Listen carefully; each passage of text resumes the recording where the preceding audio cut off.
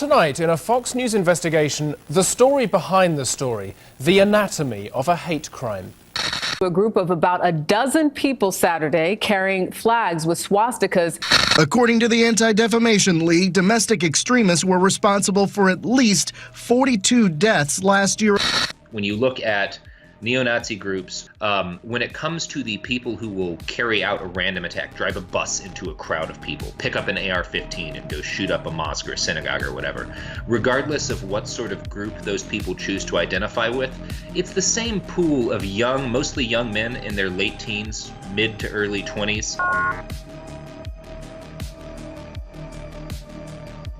The lone wolf people, and there are so many lonely, confused young men. We examine how thousands of young people in this country are taking that message to heart.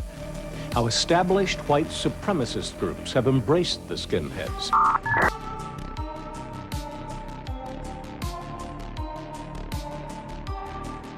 Most of the group was masked, carrying tiki torches, displaying hate symbols, some harassing people at the event. From Charlottesville to Seattle to Houston, white nationalist rallies and protests are popping up all over the country more frequently. So I invite you to join us on a disturbing, often frightening journey as we try to discover why so many of our young people are being drawn into the heart of hate.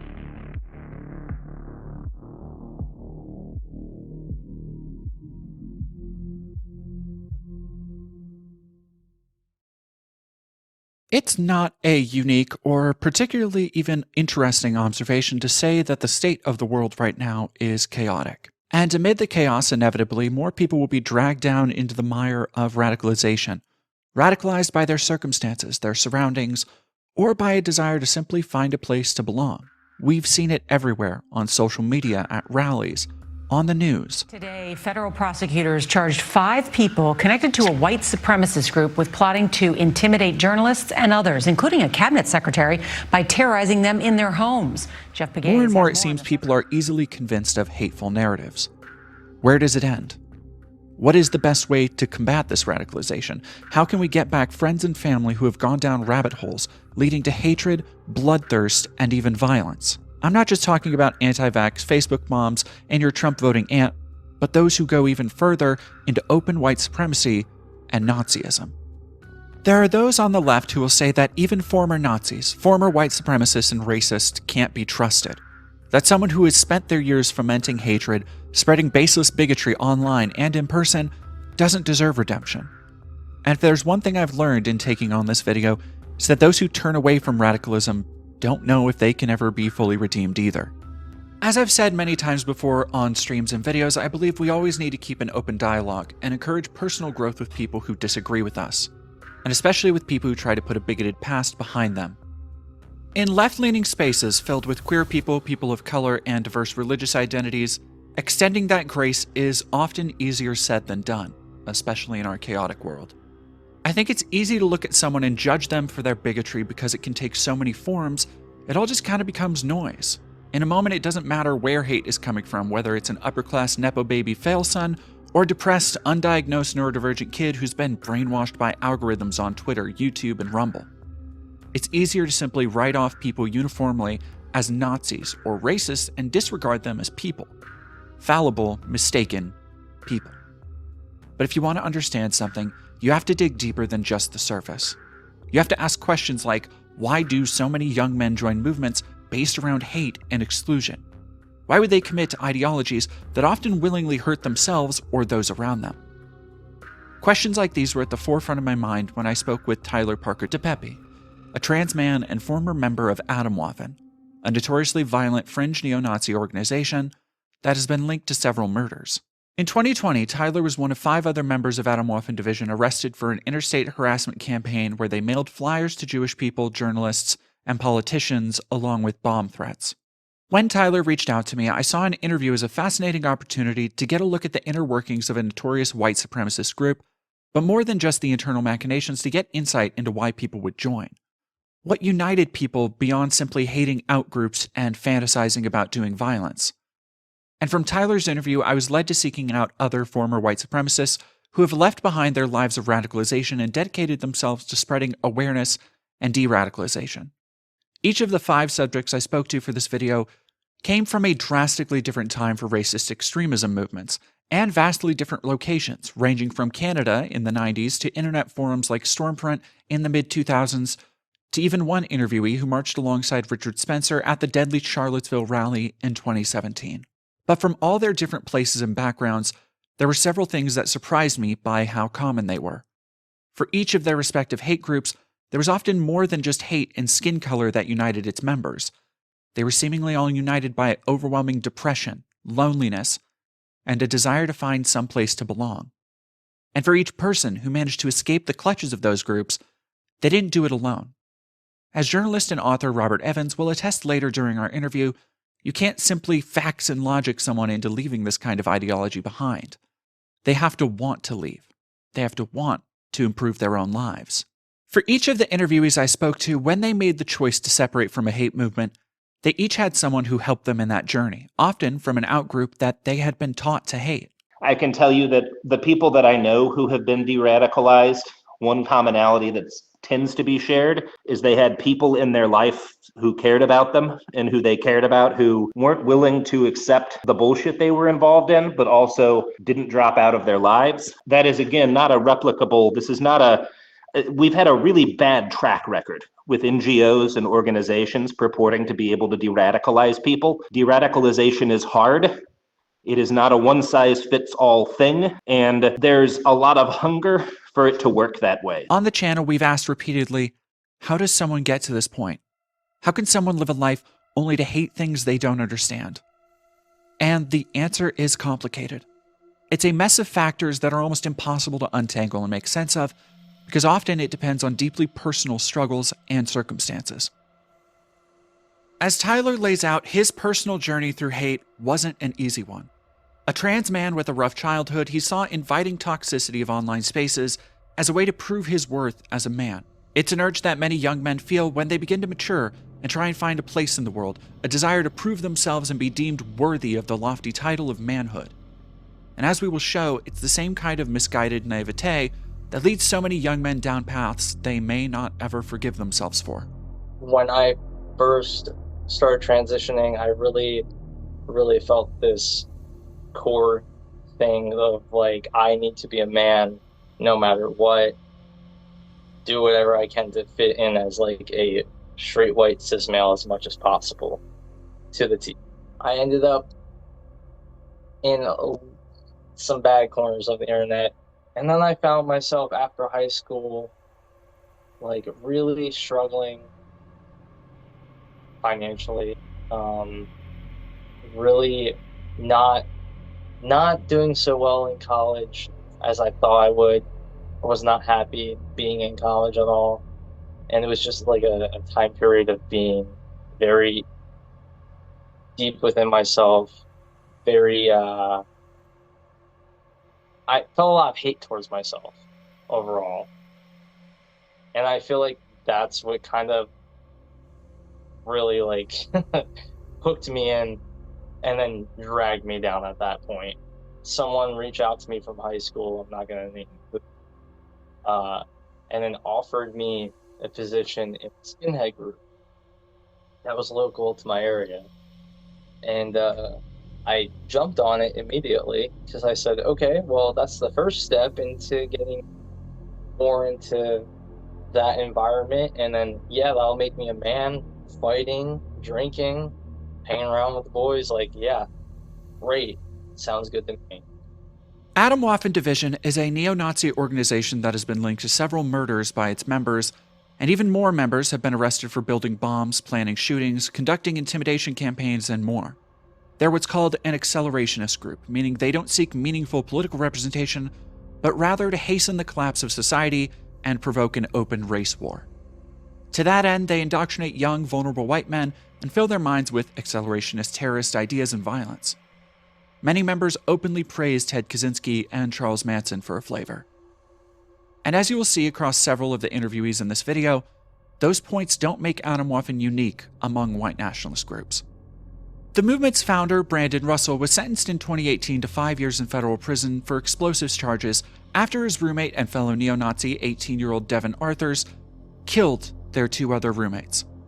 The group had organized online after meeting in chat rooms and discussing their neo-Nazi beliefs.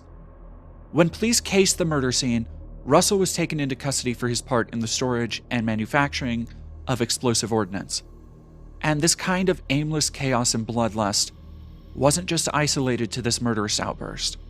From what I learned, everybody in the Florida cell that I came into, because the cell before, obviously Brandon Russell and all that whole fiasco, that cell got shut down, but then another Florida cell popped up.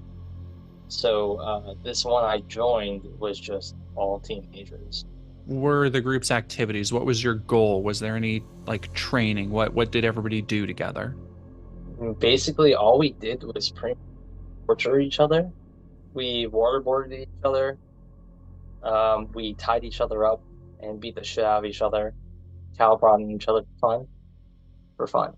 Well, I mean, it's a lot of racism, a lot of racist jokes, a lot of anger, and admittedly, deep homicidal thoughts coming out just openly with other people. Even suicidal thoughts, just casually being like, haha, how funny would it be if I just shot myself in the head right now? Holding the gun.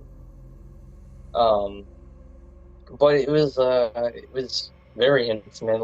I remember there was a point where one of the guys in the group said to me, he was like, man, I really trust you. Can I tell you something? And I said, yeah, what's up? And he was like, I'm dating a Hispanic girl. Do not tell anybody else. And I was like, oh, okay. And I was like, were you really, really scared to tell me that? And he was like, yeah, dude, absolutely terrified. And I was like, okay. And I was like, well, I'm going to tell you something. So now we have blackmail on each other. I said, I'm trans. And he looked at me and he's like, dude, that's not funny. He's like, stop fucking with me. He's like, I told you something serious and you're fucking making a joke out of it. And I was like, nah, man, no. I'm really trans. And he was like, you fucking kidding? And how the fuck did you just slip in then? How'd you get in here? And I was like, I don't know, man. I said, I just align with you, man. It is what it is. And, till this day, I kind of feel bad. I kept him in it so many times. There were just points where from that point forward, he was like, I don't know if I should be in the group. He's like, I don't want to have to fucking blow your brains out. He's like, I don't think I could do it. A lot of the times were spent reading more fucking Nazi literature, of course. There was a group that used to be within the group that was Temple of Blood. So Temple of Blood, lo and behold, we found out, ended up being a group that was formed kind of by the FBI within the group. They did a lot of their own publishing. So it was called Martinet Press, where they published all the books. And we would have to read from that. The books themselves, it was very harsh material, right? Not like anything a normal person would probably think to put pen to paper. Searching for Martinet Press now will lead to a variety of obscure occult and racist manuscripts produced around 2015. And I'll just quote this part directly from the Southern Poverty Law Center's website because it's such a succinct and quick way to sum up what could easily become a rabbit hole or entire video unto itself. Quote, Martinet Press is run by Atomwaffen member Joshua Caleb Sutter, a former member of Aryan Nations and paid federal informant. Sutter and his wife Jillian Hoy lead Temple of Blood, an esoteric Satanist group that has deified many of the world's most brutal and murderous authoritarian dictators, and Sutter joined AWD in 2017 following an invite from Denton himself. Temple of Blood is an affiliated sect of an international umbrella group known as the Order of Nine Angels. O9A was started in England in the 1960s. The enigmatic Satanist occult group's most extreme adherents promote human sacrifice, Nazism, fascism, and Aryan myths, and it has reportedly praised Adolf Hitler and Osama bin Laden. After cooperation with the feds, Tyler has been attempting to turn his life around. After my arrest, I wasn't like totally mentally clear from the Nazi shit until like 2022, and I was arrested in 2020. One of the guys wrote up this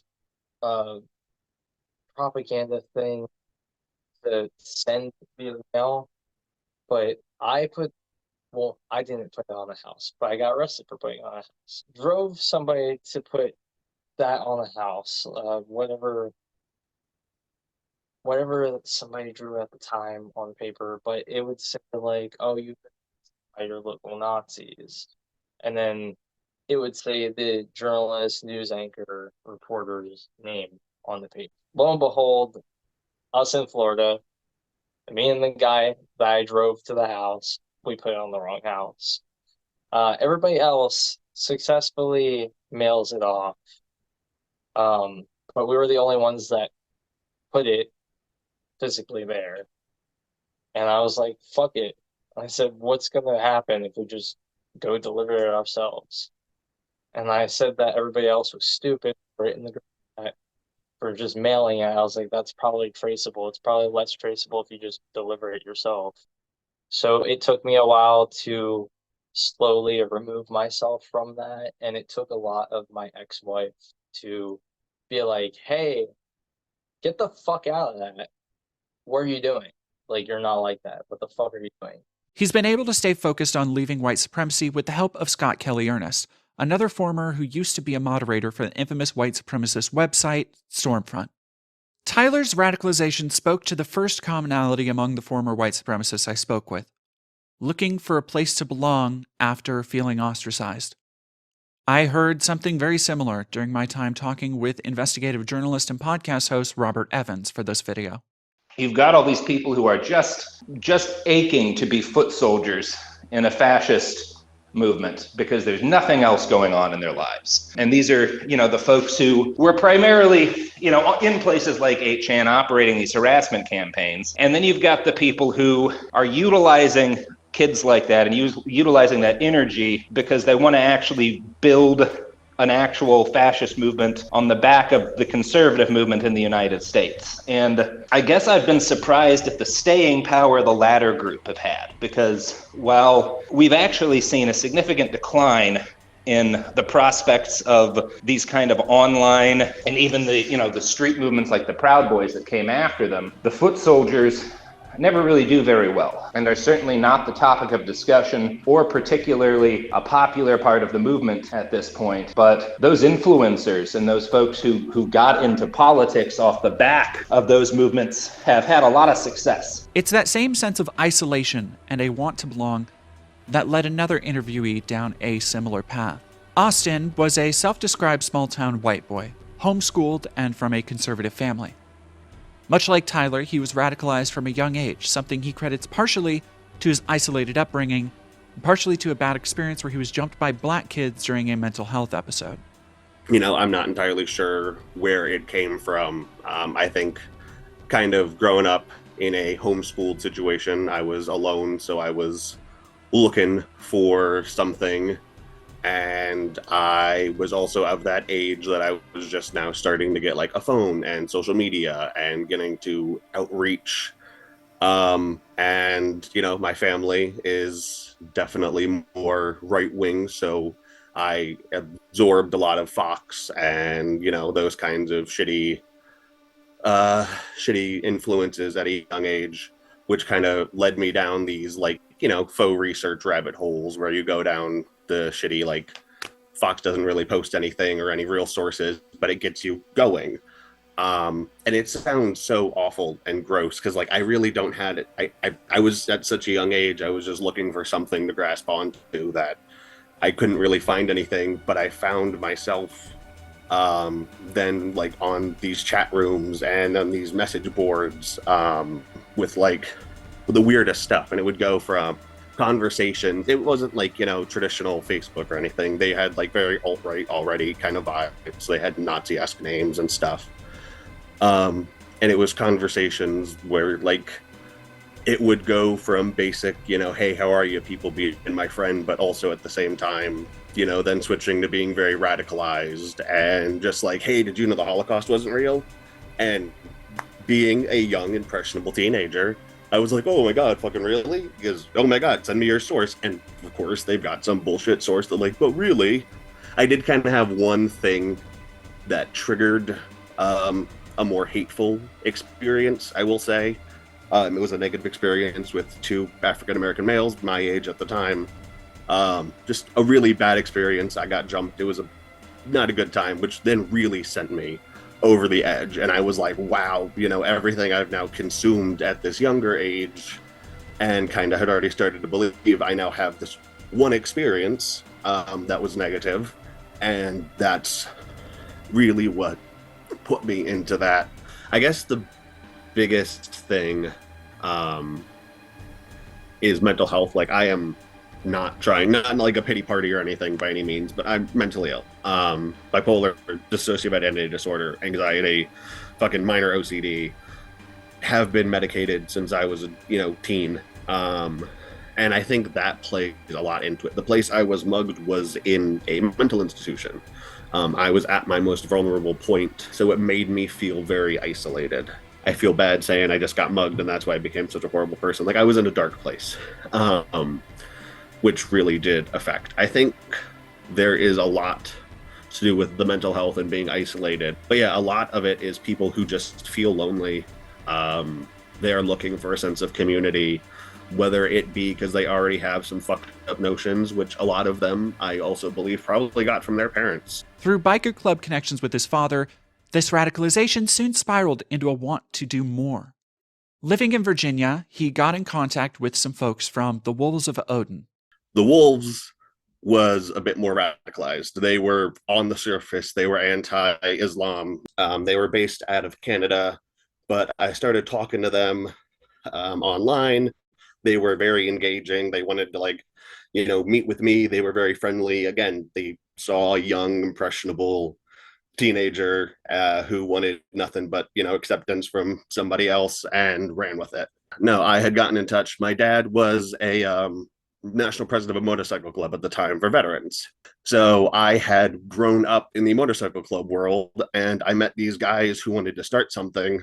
I was, young, dumb, and ready to go. And I even had a concept of how to run things. I had a concept of structure and what it was like to run a chapter, so to speak. And I got to work. I immediately got in touch with people who were, convicted felons, some really crazy people, and started building a network and a chapter and recruiting. The Wolves of Odin are a spin-off group from the European white supremacist group, the Soldiers of Odin. The Wolves like to claim the same white identity and defense against multiculturalism that has become commonplace among racists, though unfortunately for them, they are perhaps most notable for an incident in 2019 when someone bought the Wolves of Odin domain and turned it into a gay furry porn site.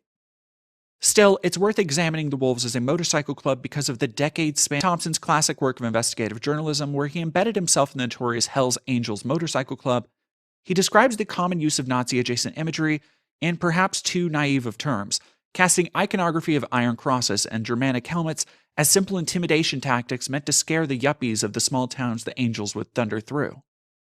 From Hells Angels, a strange and terrible saga. Quote, anyone who has ever seen the Angels on a run will agree that rural Californians are likely to reject the spectacle as not right for their way of living. It is a human zoo on wheels. An outlaw whose normal day-to-day appearance is enough to disrupt traffic will appear on a run with his beard dyed green or bright red, his eyes hidden behind orange goggles, and a brass ring in his nose. Others wear capes and Apache headbands, or oversized sunglasses and peaked Prussian helmets. Earrings, wire-marked headgear, and German iron crosses are virtually part of the uniform. Like the grease-caked Levi's, the sleeveless vests, and all those fine tattoos. Mother, Dolly, Hitler, Jack the Ripper, swastikas, daggers, skulls, LSD, love, rape, and the inevitable Hells Angels insignia. End quote.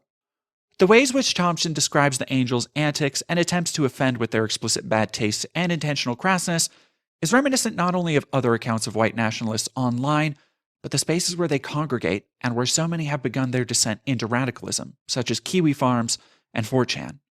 Using offense and the guise of free speech as an excuse to say hateful or outright violent things has become commonplace.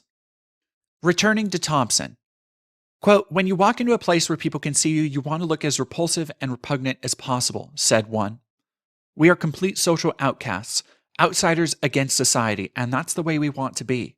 There are very few angels who won't go out of their way to lay a bad jolt on the squares, preferably to the extent of unbalancing their metabolism and causing them to shriek in their sleep for days afterward. There's also a certain amount of humor involved.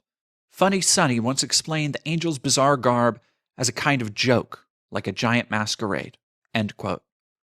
To Hunter S. Thompson, the most notable aspect of the post-war German iconography the bikers used was how unremarkable it was to the bikers themselves.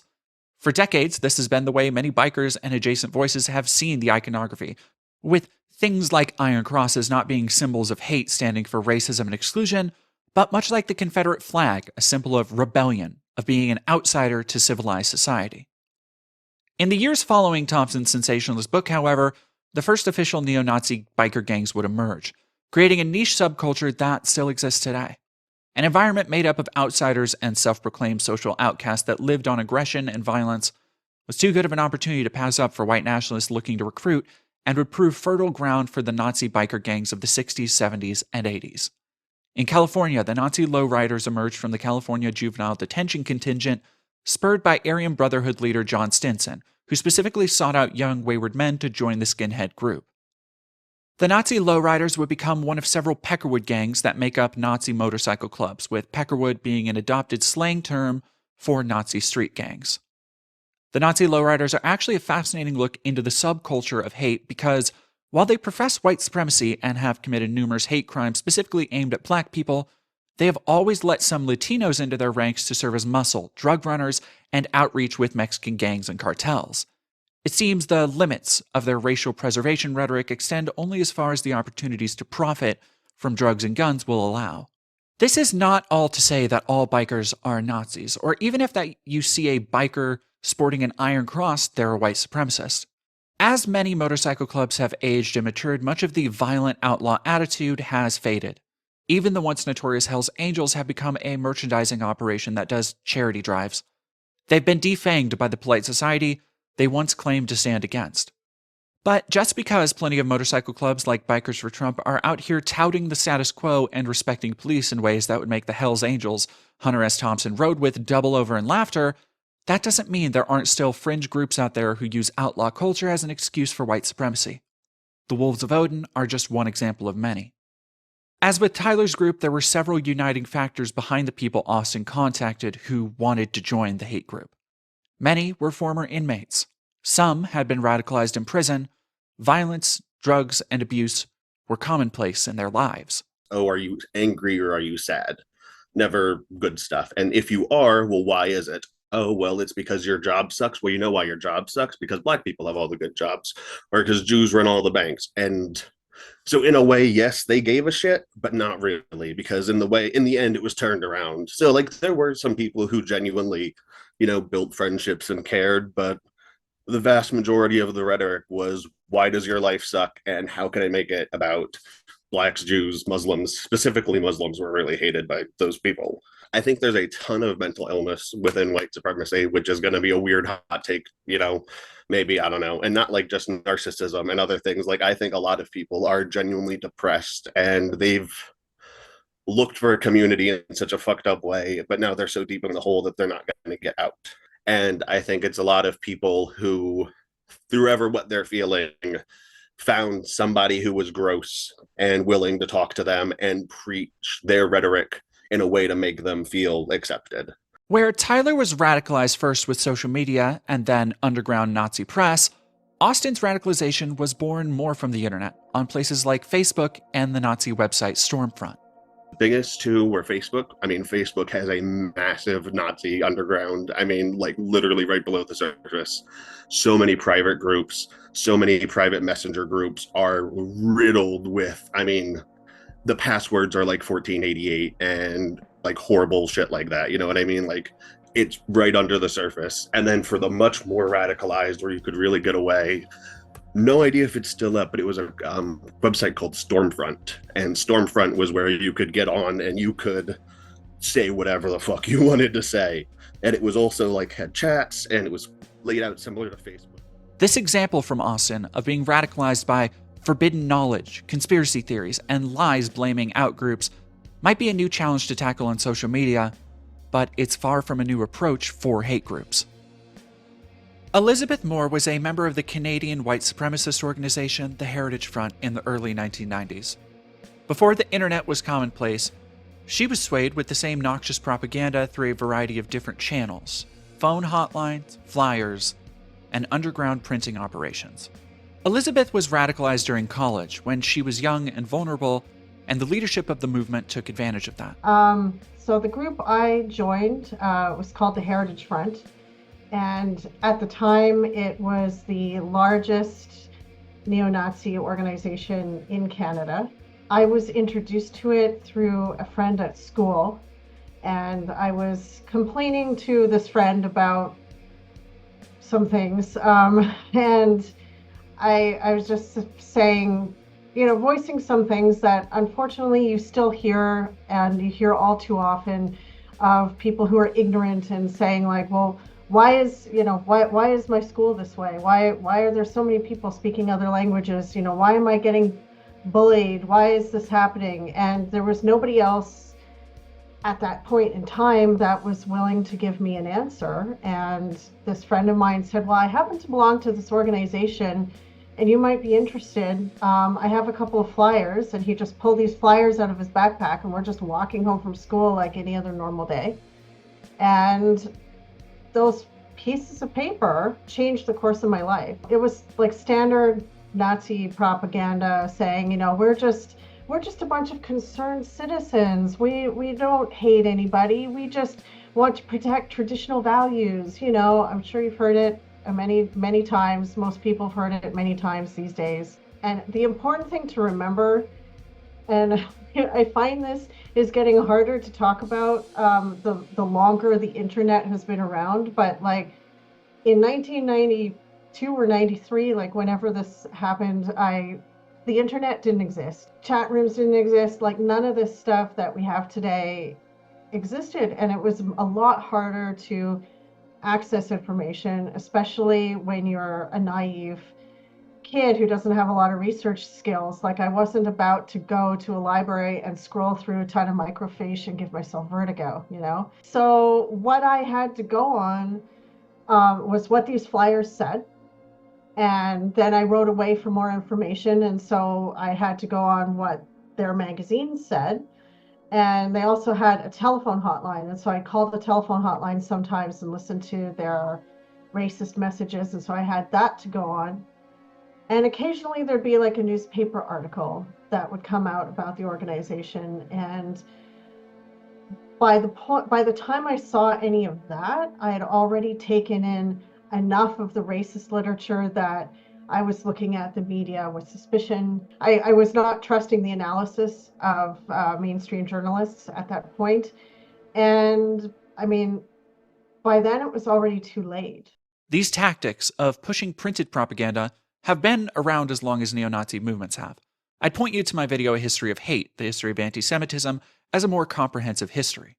Flyers, pamphlets, and books printed by underground or outsider press have allowed Nazism to spread its tentacles for decades. And much of this was facilitated by people like Ernst Zundel. I was trying to be a mentor to young people, and we're sitting there in this community bar, and it was someone's birthday, so we sang happy birthday to him. And then he encouraged the birthday guy to toss up a Roman salute in the middle of this restaurant, which he did, and it nearly caused a riot. And I'm sitting there like, oh my God, I'm not prepared for this, like at all. And it was, like there were things like that happened that were just really shocking to me. And again, I can't emphasize enough how naive I was at that point. And I just kept asking myself, like, why, we're supposed to be rehabilitating our image. Why are you doing this? why is this happening? And I started to realize over time that the people I was hanging out with had a very different idea about what their image was and about what sort of message they wanted to convey and what they even cared about. And so these young kids feel alienated in their own society. And so I try to point out to them, give them lessons in civic number 1, explain to them what the problem is. The Heritage Front was Canada's foremost racist movement in the 90s, associated with figures like Tom Metzger, Wolfgang Droga, and Ernst Zundel.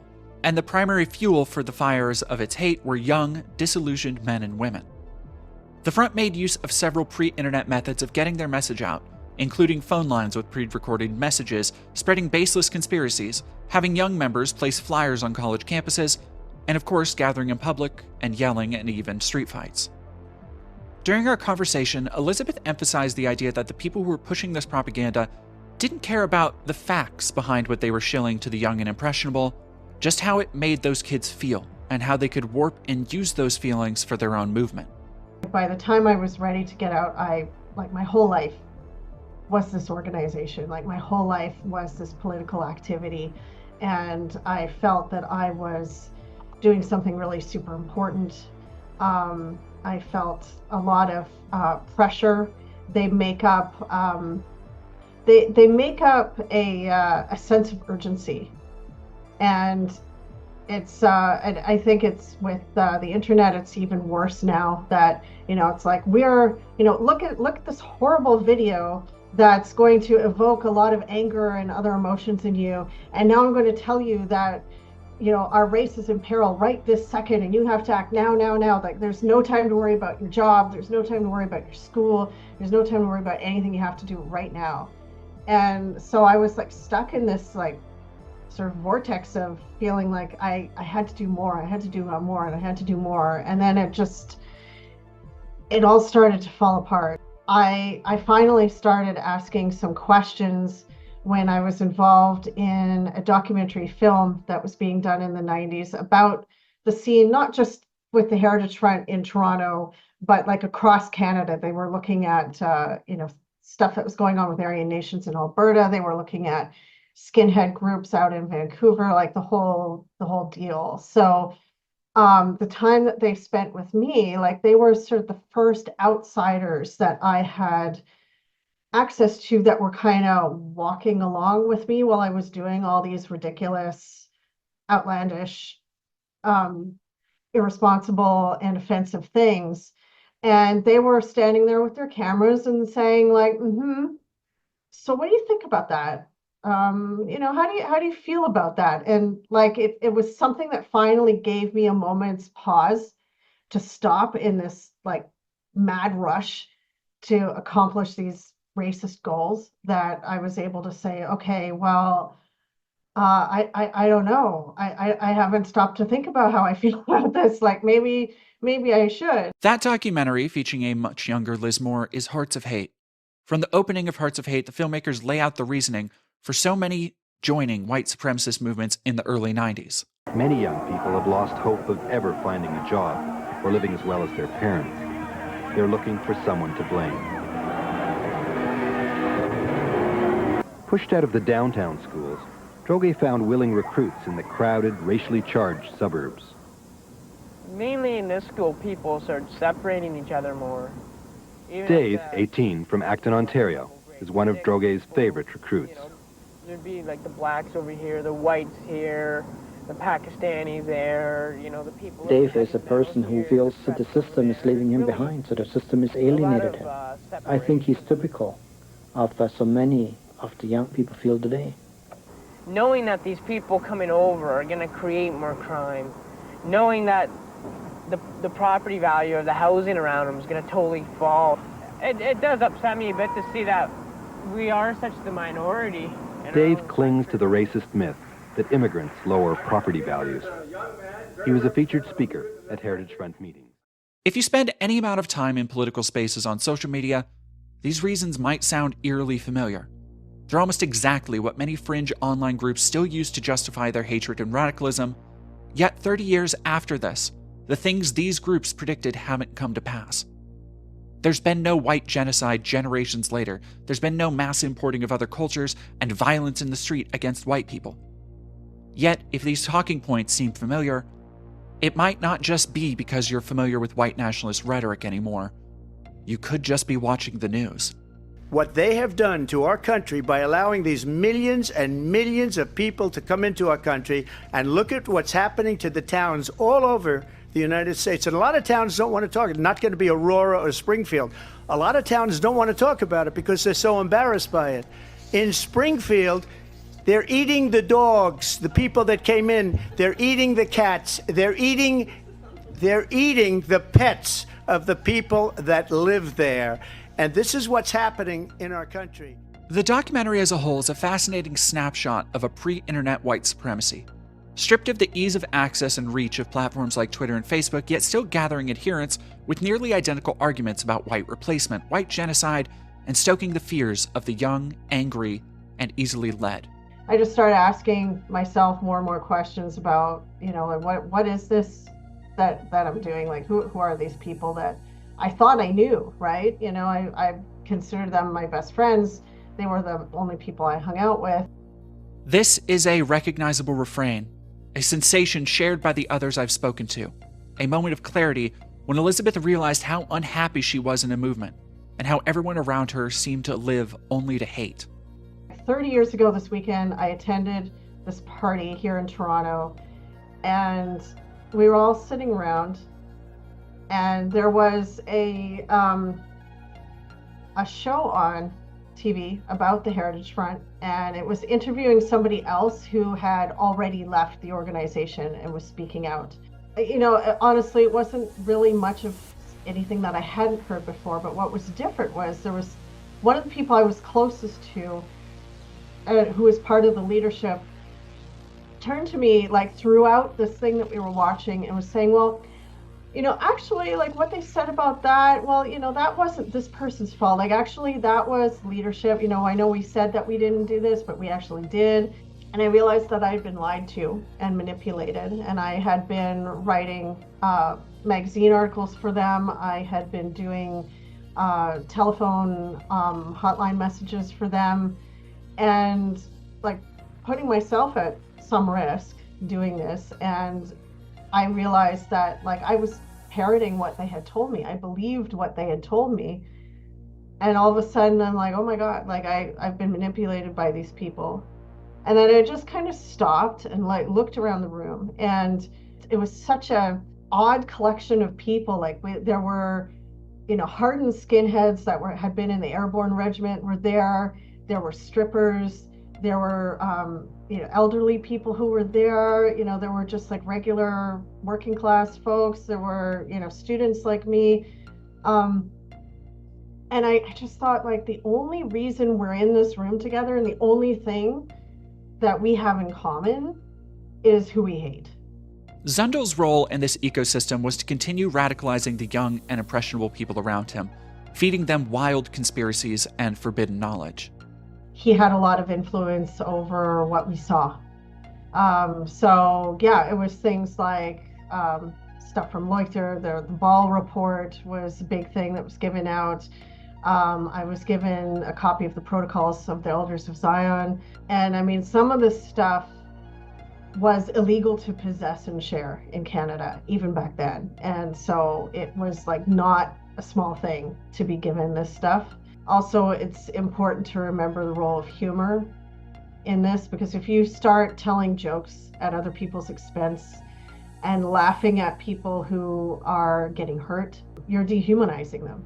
And it's, I don't want to get trite and say, oh, it's a gateway drug, but like it's just kind of works at, kind of molding and softening your worldview and your values. You stop caring so much about other people, and it's both a very fast and very slow process, and it's also a never-ending process. Like it's always ongoing. And when it comes to Holocaust denial, for example, like you don't wake up one day and say like, I've read some articles and I think I'm going to start denying the Holocaust now. Like that isn't how it works. And how it worked for me was you'd get somebody, in my case, it was Ernst Zundel mostly, who would just start opening these little cracks in your understanding and your acceptance of what you think happened, and just creates these opportunities for questioning and for these conspiracy theory ideas to take root. Despite joining in an era without widespread internet, this method of radicalization through false information, accelerationist propaganda, and stoking hate is far from unique to Elizabeth's story. It usually starts out small, snowballing into more dangerous and openly violent ideology. In Tyler's case, it started on Instagram. The main things I was on was Tumblr, Instagram, and Facebook. And you would be surprised on how many connections you can find through all of just those simple social media platforms. So a lot of the people that would follow me would start interacting with me and talking to me. And believe it or not, on Tumblr, I had somebody message me and say, "Hey man, you really should read Siege." And I was like, okay, no, I'm good. I'm not gonna do that right now. I'm like, I really don't want to read a book, to be honest. And then I, over time, kept seeing it on places besides Tumblr. And then I started noticing, like, oh, this is actually picking up traction. Why are these people saying this? Maybe I should go read it. And then I ended up reading it. And, you know, unfortunately, really latched onto it. Siege is a neo-Nazi text from James Mason, a former friend of Charles Manson and major figure in the early accelerations movement. It's seen by many as the blueprint for a future race war, and as such is lauded by accelerationist white supremacist groups that wish to usher in an era where they can live out their purge-like fantasies against the people they think are attacking the white race. Another accelerationist screed, the Turner Diaries, is a fictional account of a lone, brave warrior who leads a race war until the extinction of pretty much anyone the author didn't like. It's also very common in these circles. Once started down a road of indoctrination on social media, Austin attests he was pushed further into white supremacist ideology with any number of reviled texts like Mein Kampf and the Turner Diaries. There was another group that, once you got a little more radicalized, came about. It was called the Turner Diaries. That was a dark one that was more, once you were in, you got to read. But yeah, a lot of it starts with eugenics. Sorry, that's the word I was looking for. Kind of eugenicsy based text. A lot of race replacement theory, a lot of those, and not just the classical stuff, but you know, modern day threads and bullshit. Because there's a lot of fake websites out there too that post bullshit. This indoctrination isn't exclusive to white supremacist groups.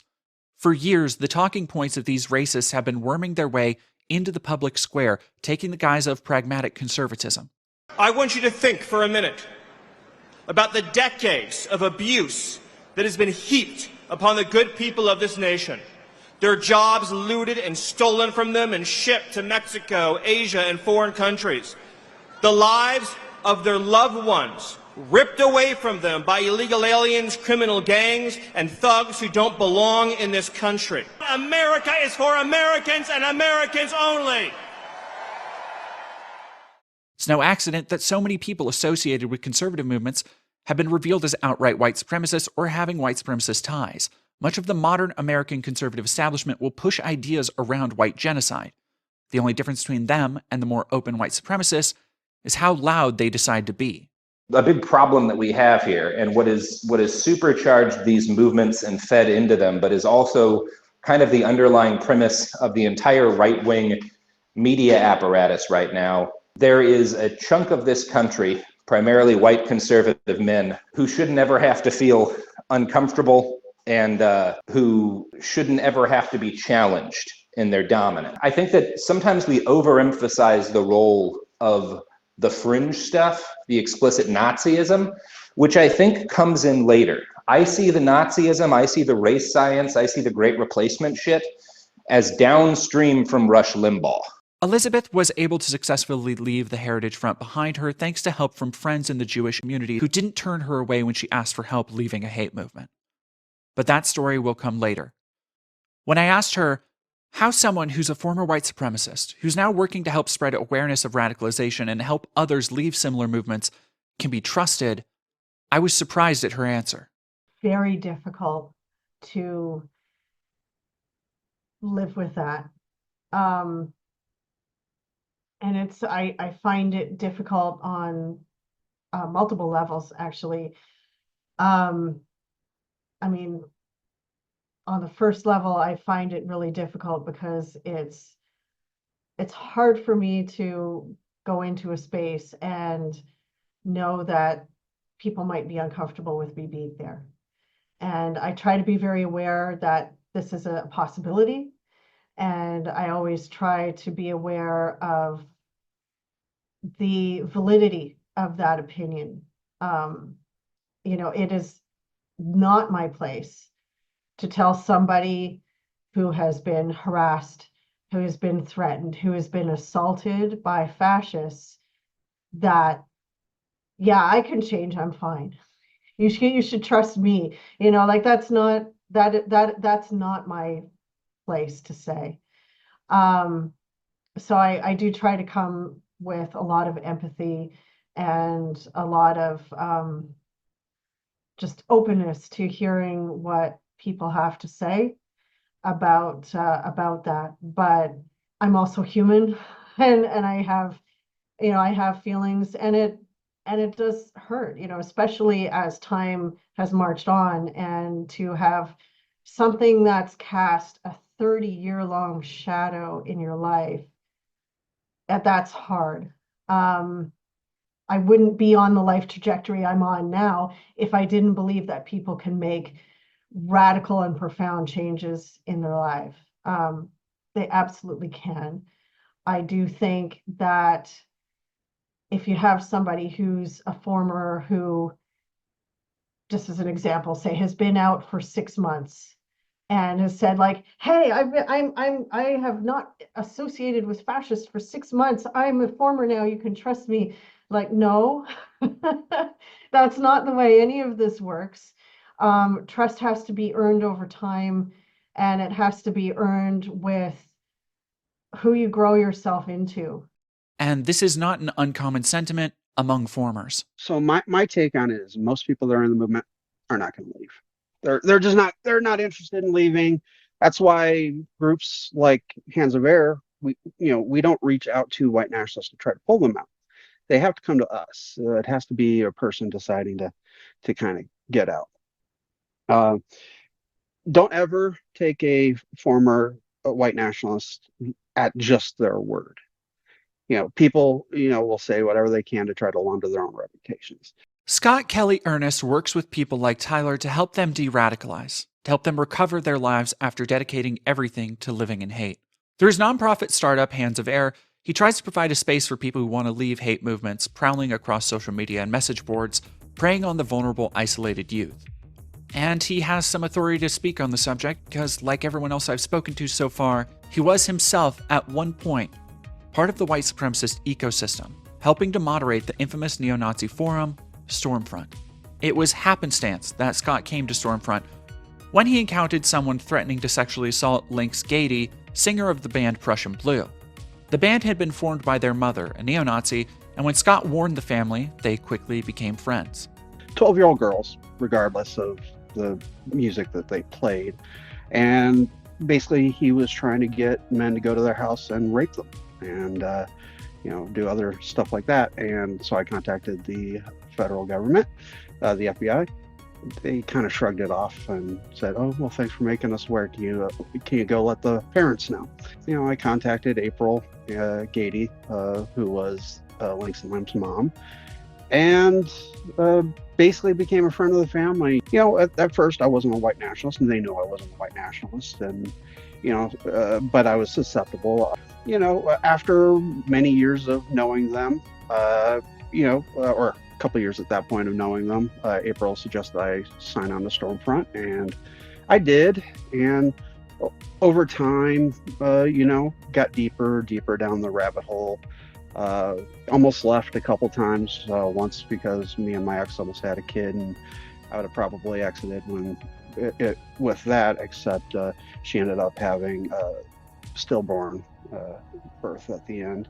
And, that didn't end up working out. So I kind of threw myself deeper and deeper in. And eventually in 2011, when I came up to Montana to be a part of April's group, Pioneer Little Europe Kalispell, I also became a Stormfront moderator. And, that was also kind of when I started heading on my way out too. After working with the forum for a while, Scott recalls one of the first things to begin the process of his de-radicalization. I got to see the kinds of things that people wrote before they were deleted. I got to deal with people who, the first time I ever really got my sort of am I the baddie moment was when Anders Breivik went on his rampage in Norway, and I realized, oh my gosh, I knew him from Facebook. Not sure when he had added me. I'm not sure when we had parted ways, but I knew him as Andrew Berwick, and he was a Stormfront member. In 2011, Anders Breivik carried out the most infamous terrorist attack in Norway's history, detonating a bomb that killed 8 people. When first responders were dispatched to the scene, Breivik went to the Workers' Youth League summer camp retreat and killed 69 additional people, including children who attended the camp. When he was taken into custody, police discovered a rambling 1,500-page manifesto that claimed he was attempting to save Norway while decrying the evils of modern feminism, multiculturalism, and that Norway was experiencing a Muslim invasion. Again, we see rhetoric frighteningly close to what has become for many mainstream conservative talking points on social media like Facebook and Twitter. What has for decades lurked in the shadows in subcultures like skinheads and bikers is an accepted line in the Republican Party platform, just using different words. And according to Scott, even the people shilling it know it's all false. I pushed, for example, the Great Replacement theory back when it was just called white genocide and stuff like that, before they decided to try to modernize it for the name for normies. And, so I pushed it back then, but even then I knew it was bunk. Everybody did.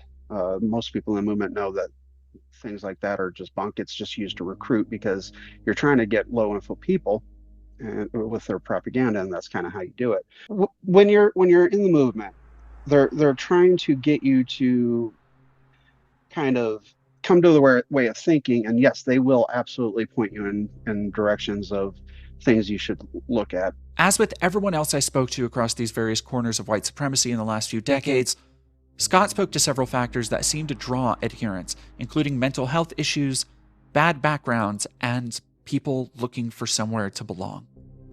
I was sick of being around people that were constantly negative about everything from 2011 onward. That it was just nonstop me wondering, what am I doing?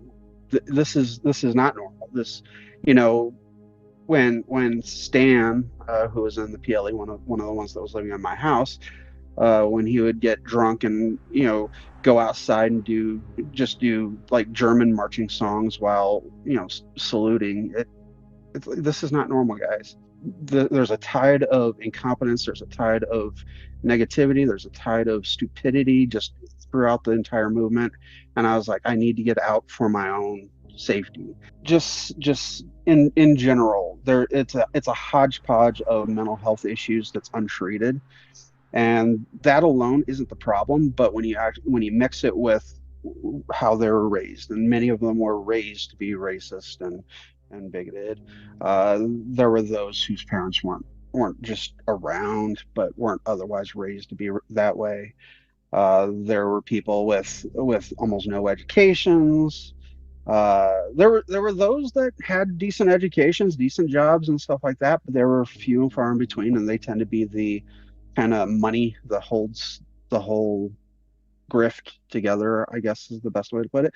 Despite his nonprofit attempting to help de-radicalize people who wish to leave hate movements, Scott knows from firsthand experience this is not a one-size-fits-all solution. And it's not something you can force someone into. It's only something they can do if they want it for themselves. The way I always look at it is you look at their activities. What are they doing? how are they doing it, that sort of thing. I've never told anybody I'm redeemed. I've never told anybody that I am all better now. It is an addiction. White nationalism is an addiction, and you know, people can slip back into it. Unfortunately, I've had people that, formers that I've met since getting out that have slipped back into it. But I've told clients before, like Tyler DePepe. I've told him basically, when he feels bad because not everybody is accepting this. Not everybody is going to accept you. You just got to do what you can. Try to educate where you can, and it's the best you can do. Despite wanting to help others de-radicalize, Scott is hesitant to trust anyone, even when they say they want to leave a hate movement. It's a sentiment echoed by Robert Evans during my time talking with him for this video. I have no good advice for you because I have not seen any good replicable large-scale plans for de-radicalizing people at scale. I can tell you that the people that I know who have been de-radicalized, one commonality that tends to be shared is they had people in their life who cared about them and who they cared about who weren't willing to accept the bullshit they were involved in, but also didn't drop out of their lives. That is, again, not a replicable, this is not a, we've had a really bad track record with NGOs and organizations purporting to be able to de-radicalize people. De-radicalization is hard. It is not a one-size-fits-all thing, and there's a lot of hunger for it to work that way. There's a lot of people who desperately want there to be an easy answer where you can fix a bunch of these people and get the country back to normal, and it simply doesn't exist. And I would say more than being personally concerned with what are de-radicalization strategies, I would almost tell people who are interested in this academically,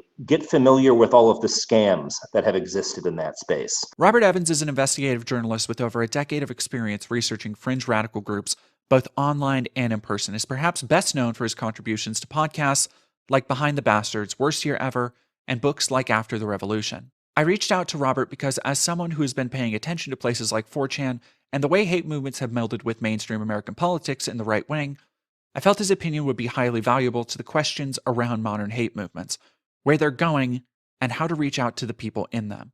It should be unsurprising that much of his analysis echoed what I'd already heard from people formerly associated with these movements.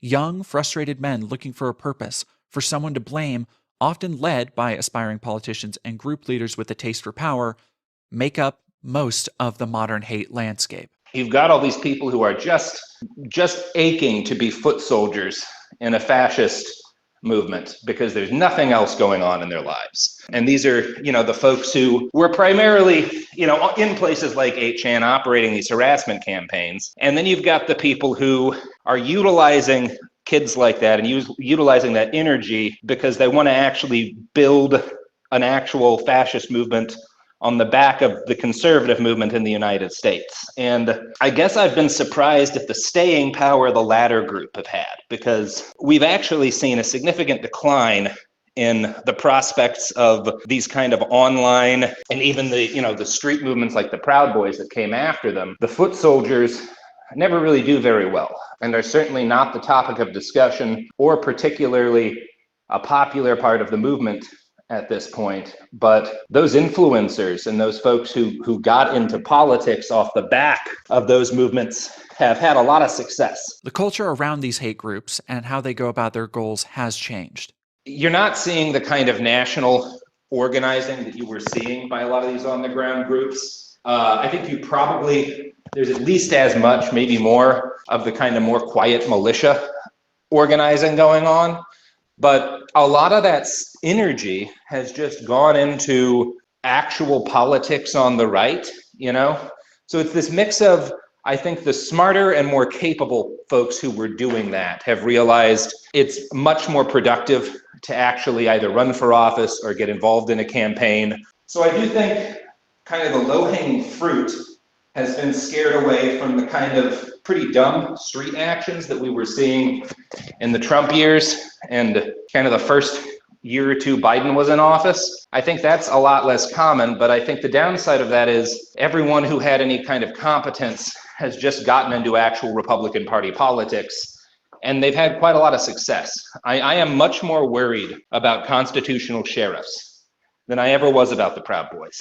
And this paradigm shift can be traced back to 2017's Unite the Right rally. At the time, it was seen as a massive victory for street-level white supremacists, but that facade eventually cracked. And like we've seen before with movements like the Heritage Front and Atomwaffen, once paranoia crept into the movement, any ideas of unity quickly disappeared. Evan McLaren, pictured here, was with Richard Spencer in Charlottesville. In 2017, he was employed with Spencer's National Policy Institute as the executive director, though by his attesting, he didn't do much. Towards the end of law school, I graduated in 2017. So Trump announced his campaign in 2016, and Richard Spencer started to get a lot of attention and a lot of coverage from the media, and things started to heat up. And so now suddenly there were like things to do. There were like roles to take up in this movement, and it looked like it was going somewhere. It looked like some of the people that I knew might become beneficiaries or recipients of a lot of this dark money that flows throughout politics, and that we might, you might be able to actually build up some sort of institution, a publication that was completely alt-right with no kind of dissimulation, that was led by someone like Richard Spencer. And so he suddenly needed somebody who could pay attention to detail and do this administrative stuff that he wasn't interested in doing. He put the word out, and I raised my hand and said, yeah, I'll join. And there were kind of these empty reassurances given about, oh yeah, we'll pay you, and there'll be health insurance and blah, blah, blah. None of that was true. MPI was not in any sort of financial shape to be hiring anybody, but Richard didn't really care about that. While the NPI has gone dark for several years, he attested that for Richard, it was little more than a disorganized money-making scheme. Richard loves the attention, he loves the media, he loves interviews, he loves podcasting. He does not like boring administrative details. And so one of the things that he had managed to do while leading the National Policy Institute, which he was in charge of, which is this kind of white nationalist, quote-unquote, think tank, he had failed to refile or keep up to date the paperwork that needed to be done so that the National Policy Institute maintained its 501c3 tax-exempt status. Richard Spencer was president of the National Policy Institute, a technically named think tank in the tradition of Willis Carto's Holocaust denial think tank, the Institute for Historical Review. Much like that 1980s organization, the true aims of Spencer were to simply push slightly repackaged fascism and Holocaust revisionism, although Spencer's relishing of the spotlight quickly made him the modern face of America's white supremacist movement, especially after the deadly Charlottesville Unite the Right rally in 2017. And, of course, this classic internet clip. It's Pepe's become kind of a symbol. Like Elizabeth, Austin, Tyler, and countless others, Evan had fallen in with a racist crowd in his youth, which eventually led him to working with Richard. He describes himself in retrospect as insecure, yet interested in politics, which eventually walked the same slippery slope of indoctrination we've seen so many times before. I was definitely somebody who was always, or at least at that time for a long time, insecure as a young man, had a need for attention that was, not positive in every way, not a constructive need for attention. For some reason, politics and political discussion really attracted me or fascinated me or even kind of troubled me in a way, because I didn't understand the discussion at all. I didn't understand what the labels meant. I didn't understand what liberal or conservative meant. I didn't understand what the issues were. But I just saw that, people, seemingly smart people, serious people, were having these discussions that drew a lot of energy and attention and that people listened to. And I think I just felt that I wanted to be a part of that. And so I wanted someone to give me some overarching theory, some sort of explanation for how we had arrived where we were at. Kind of by a series of random clicks on the internet, I ended up at LouRockwell.com. Lou Rockwell is a guy who has worked for and behind and in charge of Ron Paul's campaign for a long time, for decades. He's been a libertarian mover and shaker. And LouRockwell.com publishes, the hardest core libertarian stuff. And then from there, I think that, the dominoes are all set up from there to, challenge the left more deeply, to, strip more and more of the humanity from your own political outlook and just get closer and closer to Nazism or to some sort of, authoritarian, very brutal kind of imperialistic far-right position. Soon enough, Evan began working with Spencer as he attempted to take white nationalism more mainstream with the National Policy Institute, seeing Trump as an opportunity. Hail Trump! Hail our people! Hail victory! Using plans to remove a Confederate statue as an excuse, hundreds of Nazis, white supremacists, and other assorted alt-right groups descended in a rally in Charlottesville, Virginia in August of 2017. In the public consciousness, the event would become known for the harrowing photos of Nazis in business casual wear wielding tiki torches, the death of protester Heather Heyer, and Donald Trump's infamous "good people on both sides" gaffe, referring to Nazis and those who were protesting them. But for Evan, it was the beginning of an end. We got our little piece of paper, we got our permit that said that we could hold our little event. And like the clowns that we were, we thought, okay, we have our free speech rights, and that's all we really have to worry about. We'll just interface with the police and it'll be fine. But I think the governor, to himself and to the people around him, probably and very rightly said, that's adorable that you have a permit. You're not holding the largest gathering of white nationalists and Nazis and KKK and fascists in decades in Charlottesville.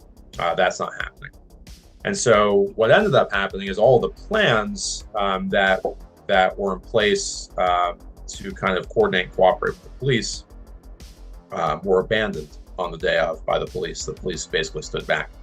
And whereas there had been lots of violence and clashes and fights between the two sides with very little, if any, police intervention, all of a sudden, like dozens of fully geared up riot police filtered out of a building that was just the block immediately next to us. So I thought, okay, well, I'll do kind of my white nationalist Martin Luther King Jr. thing here, and I'm just going to sit down. And that's what I did, and I got arrested. And, in a sense, it was kind of the intelligent move, because then I just got put in the police van while all the chaos unfolded. Heather Heyer was probably dying while I was in that police van, to put it very darkly.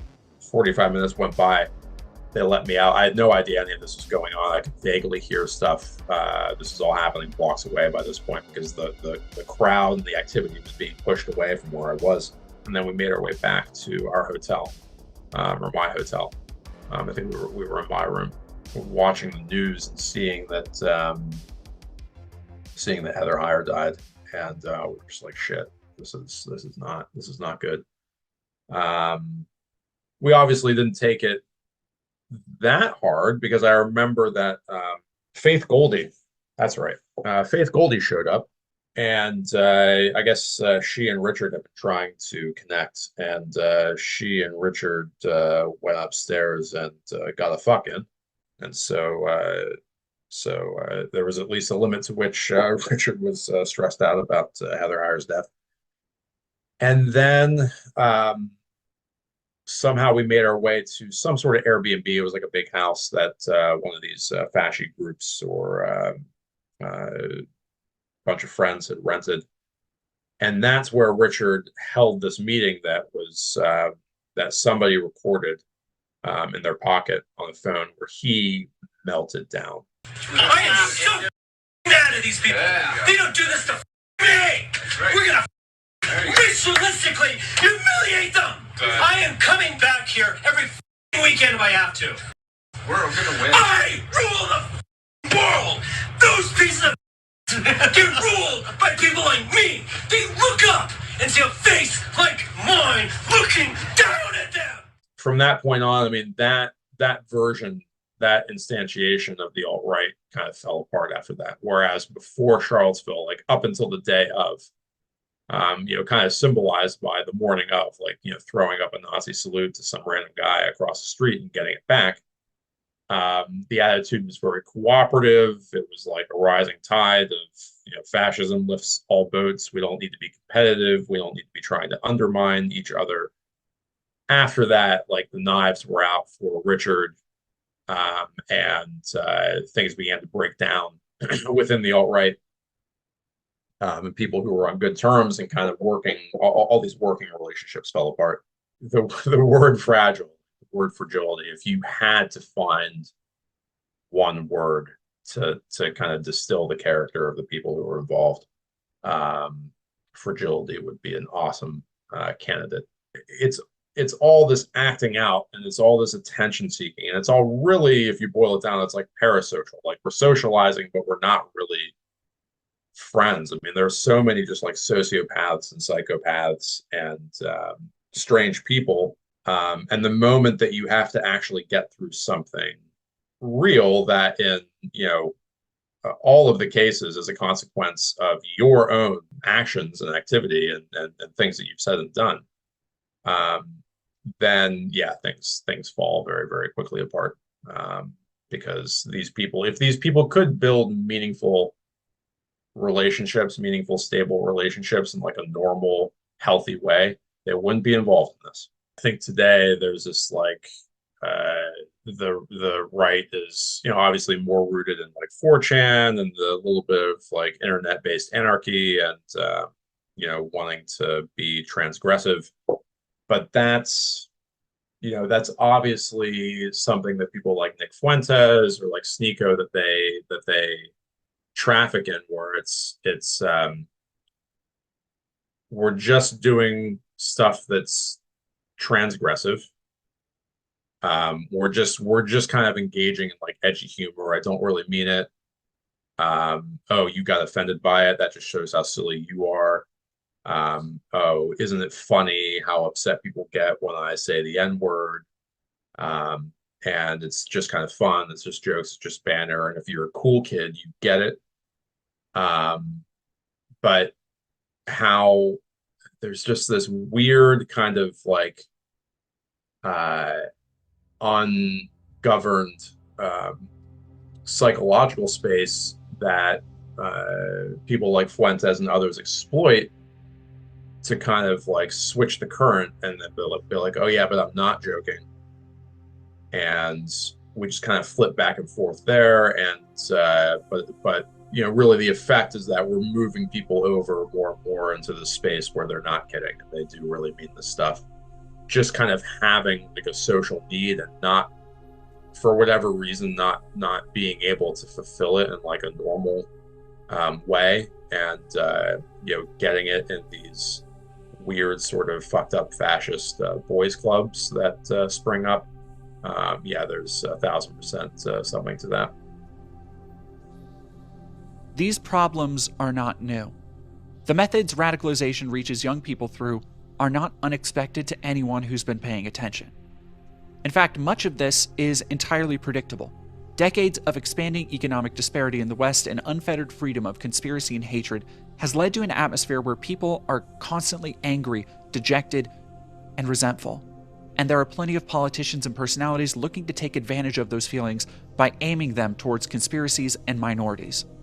As Robert Evans notes, what hasn't been predictable is the extent to which these beliefs have proliferated among the mainstream political class. I was certainly more worried about the kind of decentralized terror networks that were being set up, and I still am. Those still have a lot of capacity to harm people and a lot of capacity to do stuff like disrupt an election even potentially. There's still, monsters out there. But what I've been most surprised with is how effortlessly the Bannons and Yiannopoulos of the world took over the Republican Party, and to an extent even managed to take over Trumpism. It was not always a foregone conclusion that Trump was going to embrace that side of the base to the extent that he has. In the wake of Charlottesville, plenty of white supremacists sought to turn over a new leaf, with many publicly putting hate and bigotry behind them, resulting in various headlines and interviews. When you have a movement built by swindlers like Richard Spencer on the backs of volatile, often narcissistic or selfish yet manipulative youths, it's no surprise that investigators like Robert would take issue with de-radicalizers and taking them at their word. I think that there's a lot of media to be gained in being the guy who was a member of this Nazi organization. And, now I'm a lot better. I got out of it. Let's talk about how. Some of these guys are great. I've gotten to know a couple of them who I think are generally people of goodwill. But even when they are people of goodwill, their stories are very rarely generalizable at scale. I think there's this real tendency for people to believe that there's a silver bullet to this, when what you really have when you do look at these stories of guys who got de-radicalized is, number one, some people who are just lying because they think that there's money in that, and being the Nazi who changed. Those guys exist, and I think that people are too credulous to their stories more than they should. And then the other side of it is people who are folks of very goodwill, but what happened with them is not something you can translate at scale. It's one of the main reasons he gives for not seeing a way to de-radicalize at scale. Yet it may surprise you to know that many of the formers I've spoken to agree with this sentiment. Former radicals shouldn't be taken at their word. They are well aware of the distrust their presence might bring, and they're aware of the power their voice may have. There's this thing that we have now that is like a deep regret and debt that you need to pay to society that you'll pay. And that is like the overall consensus with every ex-neo-Nazi. A debt you have to repay to society that will never be. But you have to do what you can do. And that's all you can do. Just keep trying to repay it, even though you never would. So my take on it is most people that are in the movement are not going to leave. They're not interested in leaving. That's why groups like Hands of Air, we don't reach out to white nationalists to try to pull them out. They have to come to us. It has to be a person deciding to kind of get out. Don't ever take a former white nationalist at just their word. People, will say whatever they can to try to launder their own reputations. The way I always look at it is, you look at their activities. What are they doing? How are they doing it? That sort of thing. I've never told anybody I'm redeemed. I've never told anybody that I am all better now. It is an addiction. White nationalism is an addiction, and people can slip back into it. Unfortunately, I've had people that, formers that I've met since getting out that have slipped back into it. I'm not saying this because I expect or feel that I deserve any form of forgiveness, because I'm not really sure how I feel about that, and I'm not really sure how I think other people should feel about that. The paramount thing is that society be dragged back away from fascism, from this fascist creep that is happening and is accelerating. That needs to be fixed. And as far as me personally, if you're someone like me and you're sad that someone doesn't like you, or you're sad that someone doesn't accept you, I think basically boo-hoo, too bad. The reward for not being involved in fascism is not being involved in fascism. If you have somebody who's a former who, just as an example, say has been out for 6 months and has said like, hey, I have not associated with fascists for 6 months. I'm a former now. You can trust me. Like, no, that's not the way any of this works. Trust has to be earned over time, and it has to be earned with who you grow yourself into. I heard a quote by a self-help guru from a couple generations ago, Earl Nightingale, talked about what his definition of success was. And he said, success is the progressive realization of a worthy ideal. And that's kind of how I approach formers, that the idea that you have to be perfect Like, no one is perfect. Like, none of us are perfect. And that is too big of a mantle to ask somebody to carry. But just to say that you're going to get up today and you're going to try to be a better person than you were yesterday, that you're going to try to grow into being a more well-rounded, knowledgeable, empathetic human being than you were 2 years ago, 10 years ago, 30 years ago, well, that's success. I don't know that I'll ever forgive myself. So now that I am out of that, I'm actually openly bi, and I have changed a lot about myself. I have become a totally different person, but I will never forgive myself. Sorry, I got kind of emotional because as much as I hate myself, no, I don't know that I can be forgiven.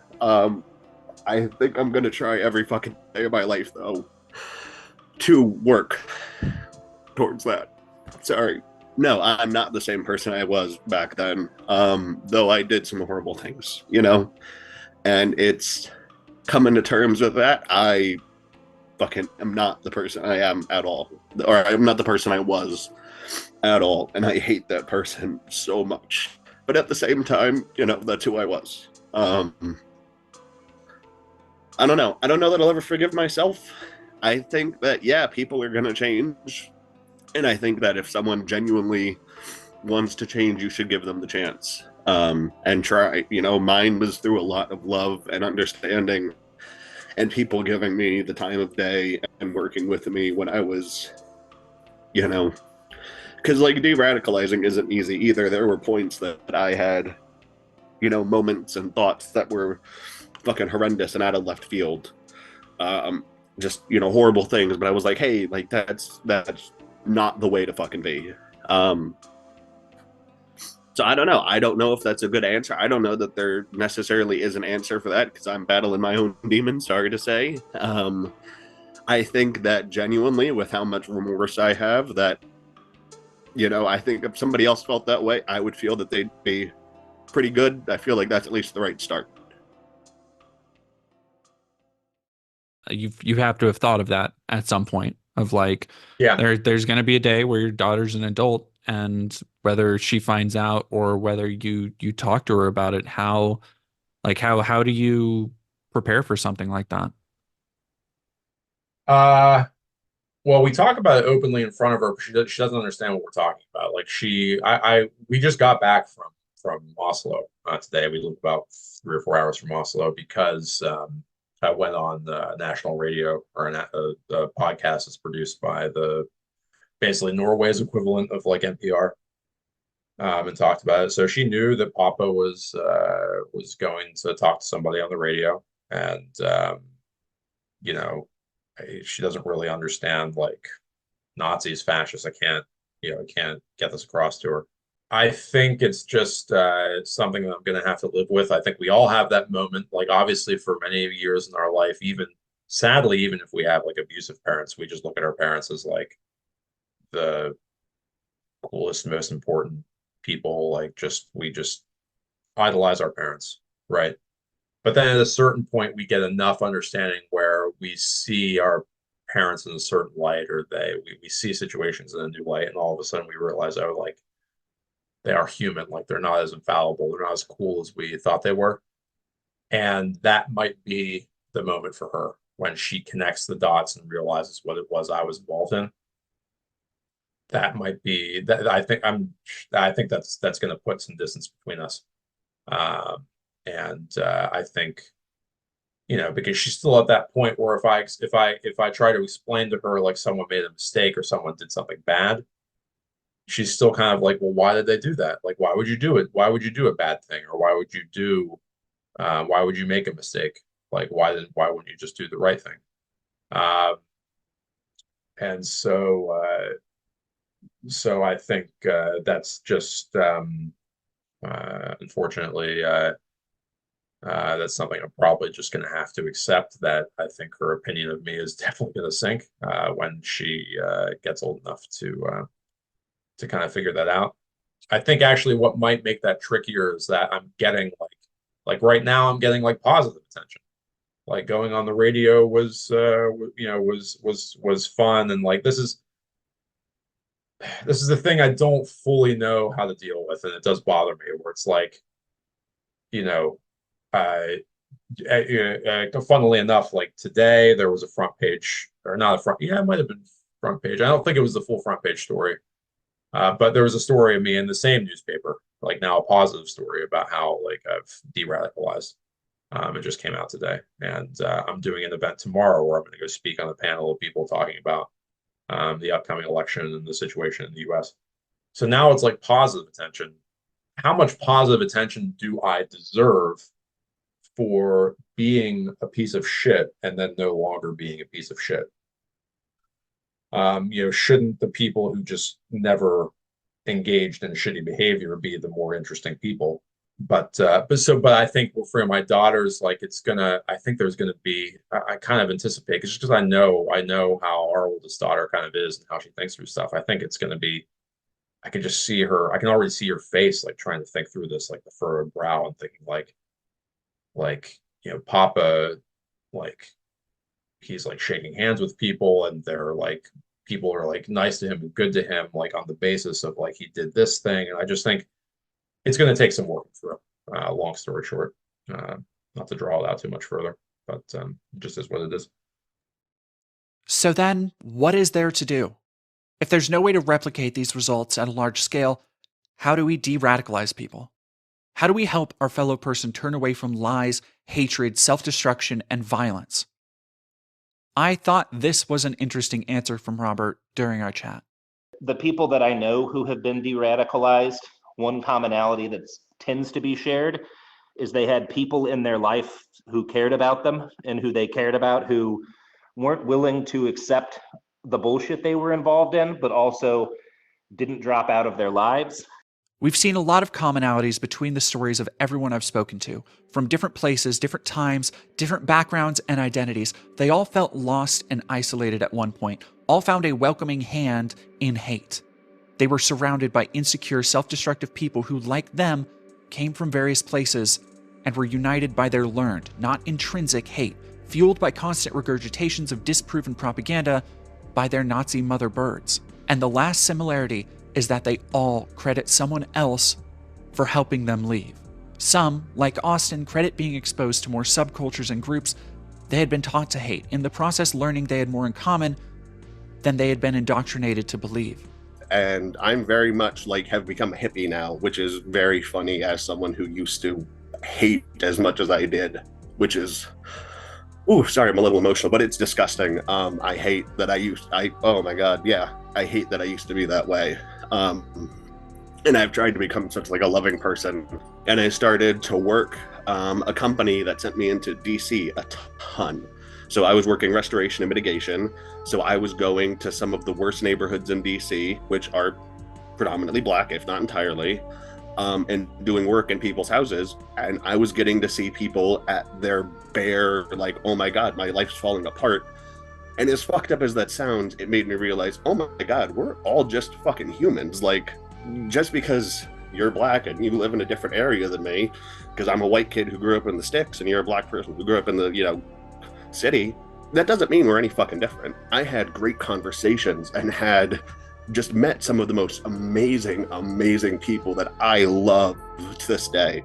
You are going to need to find somebody that you can hold on to that is not in that community, someone that you can trust, someone that you can be open with, because there's going to be a lot of fucked up shit. And you need to air that out too, like as weird as it sounds. Because as soon as you do having someone who you can trust, they can start to put those things to bed and, give you that secondary point of view, and you can really sit there and it helps. I think if you're able, not like immersing yourself into another culture feet first, but trying to do something, fucking realize that other people are people. I had an amazing Black coworker who was older than me and took me under his wing, and I love him so much. So I had someone like that who really taught me that, hey, fucking Black people are great. They're just as amazing. They basically adopted me into their family, and you know what I mean? They're the best people ever. So like, it was this culture of love really that kind of brought me in and just broke the hate. As fucking weird as that is. which I guess has turned me into the hippie that I am today, because all I want to do is spread love anymore, man.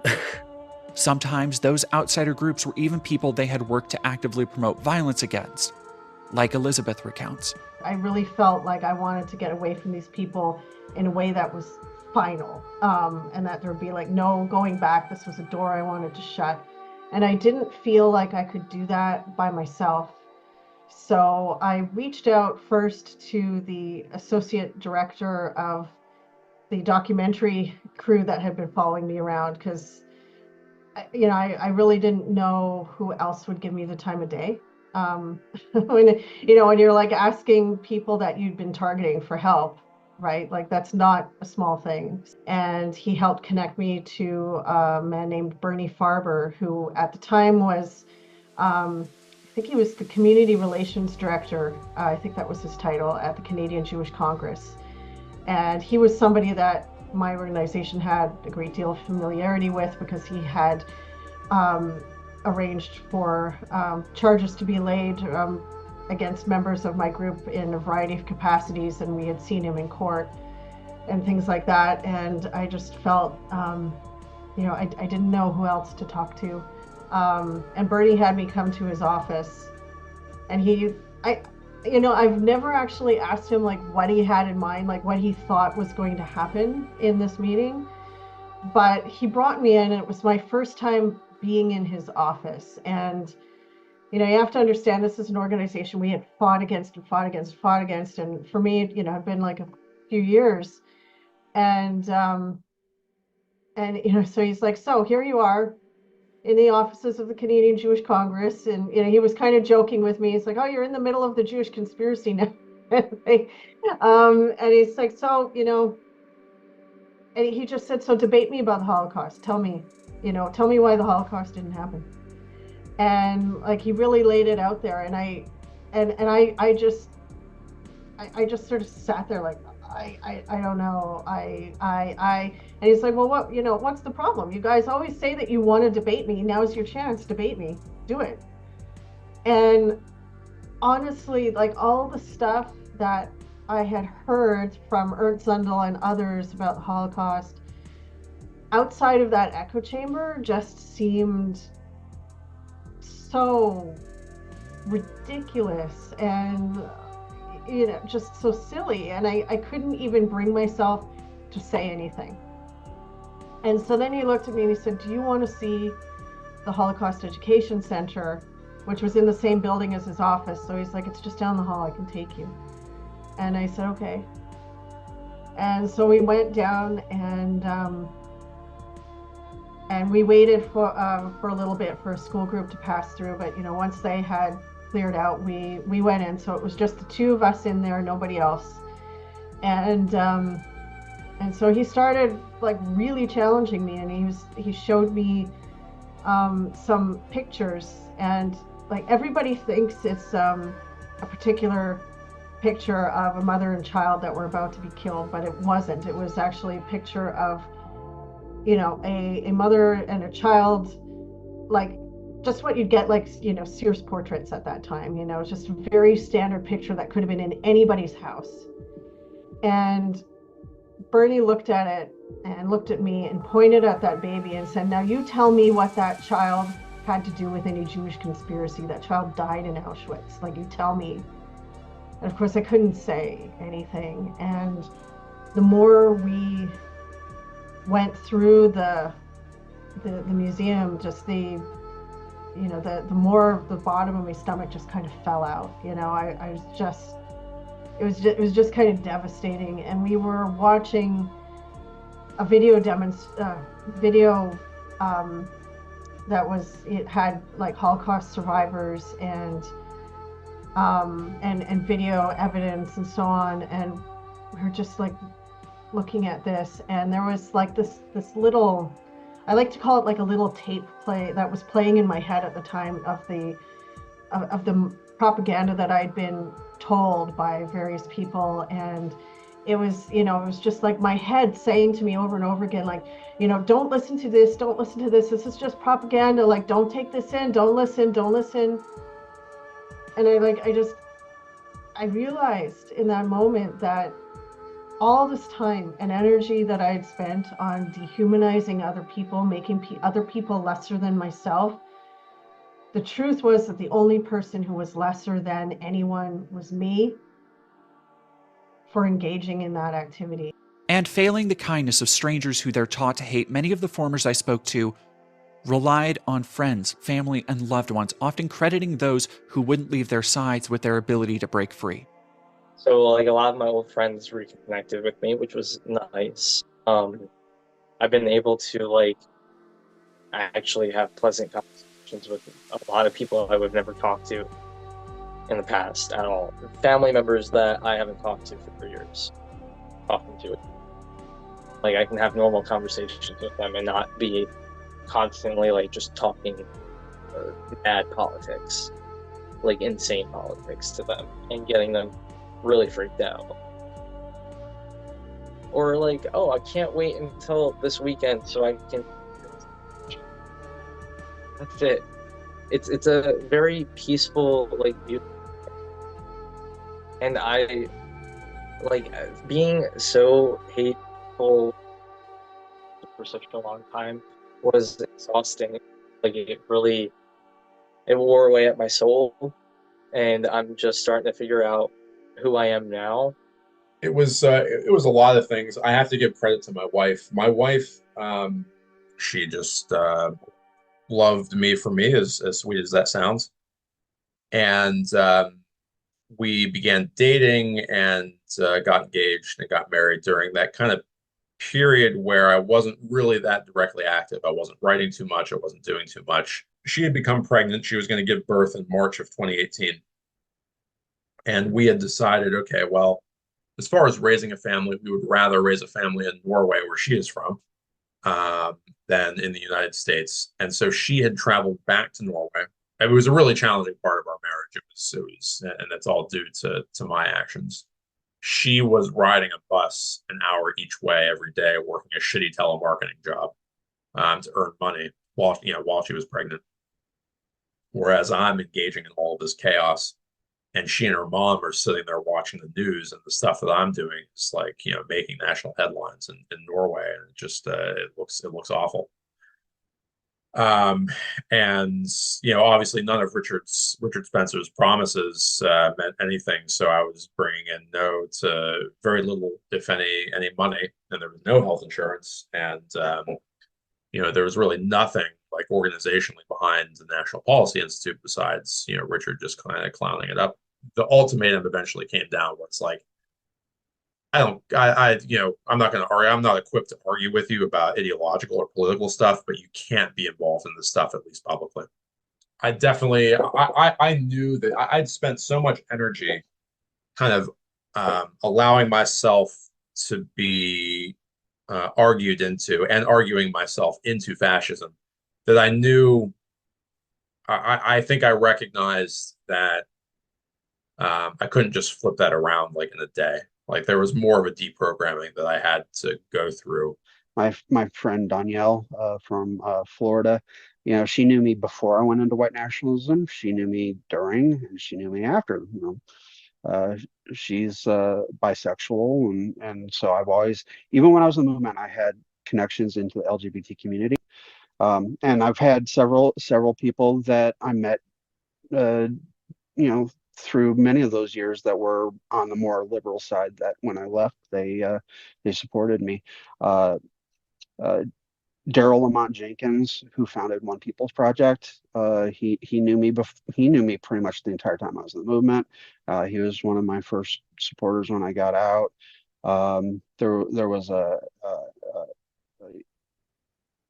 anti-fascist older Jewish self-described Yenta, who one time I had commented on her blog that she ran, and she was also one of the first people to kind of come out in my direction. When, if you look at all of these people, they all have very much the same commonality. Is once they start actually meeting people, they start realizing that the people they had been around are not the people that they should be around. None of the people I spoke with described leaving a hate movement as easy. Instead, most of them described hate in terms of an addiction, a nefarious force that seduces the young and leaves an eternal stain. And when you know how reliant they were upon friends and family, upon established support structures that cared about them as people, the addiction analog makes a lot of sense. And also, why this de-radicalization isn't replicable on a wide scale. Because in a world where everyone is so distant from each other and atomized into distinct groups, divisions are easier than ever to make and exploit. It's easy for an ignorant, angry teenager to be convinced of disproven, racist conspiracies in bite-sized content on Instagram, TikTok, or wherever. It's not as easy to have someone close enough to notice the path they're going down and care enough to intervene.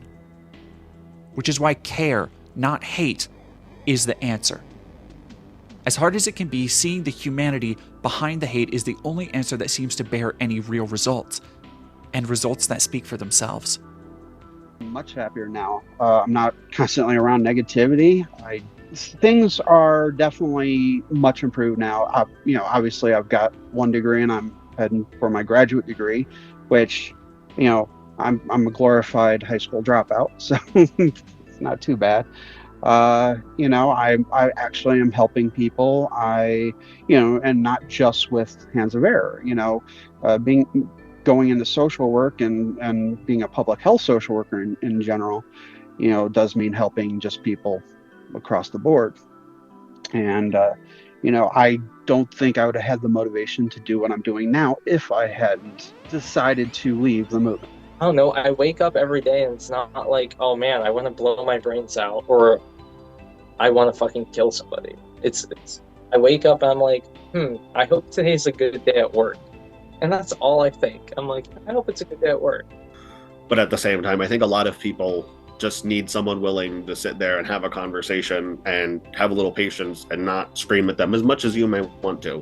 And I think that there's a lot of people who have sadly become lost, and hopefully they might see something like this and realize it's not too late to back out. I think more often about how my life could have been if I hadn't gotten involved in the first place. That's the bigger question. That takes up space in my head. Back when I was in the movement, I couldn't imagine having a family. I couldn't even imagine living a normal life. Like I remember shortly after I had disengaged from the Heritage Front, I was in a meeting with a police officer and we were talking about racist activity in the town that I was in and whether I was safe or not. And he said to me, like, it's good that you left because now you can live a normal life. And that was like the most terrifying thing that anyone could have said to me at that time. It's like, I was trying to run away from normal. I don't want to go back to normal. I saw normal as something that was very depressing, as that was like very limiting and small. And I didn't want that, but I'm so grateful that I've had all of these years now to discover that no, actually normal life is a really beautiful thing. And I'm so happy to have had this time to grow into that. You may feel lost in there, but you can get out, and people are going to say some horrible things and you're going to lose some friends, definitely air quotes there, but in the end, life is so much fucking better without hate. It really is. Like, oh my God, love is awesome. Just embrace it, man. Become a hippie. That's all I gotta say. Hate's not worth your time. It's not worth your energy. It's not worth your heart. It really isn't. People might talk about putting their past behind them, but the formers I spoke with hadn't simply forgotten and tried to move on from hate, turning over a new leaf, trying to get a book deal. None of them were interested in shying away from the role that they had played in hate movements.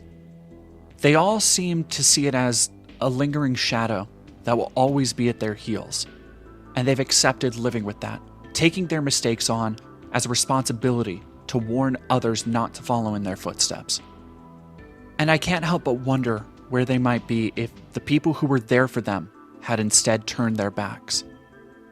If the Jewish community leaders didn't welcome the opportunity to educate a young white supremacist about the Holocaust.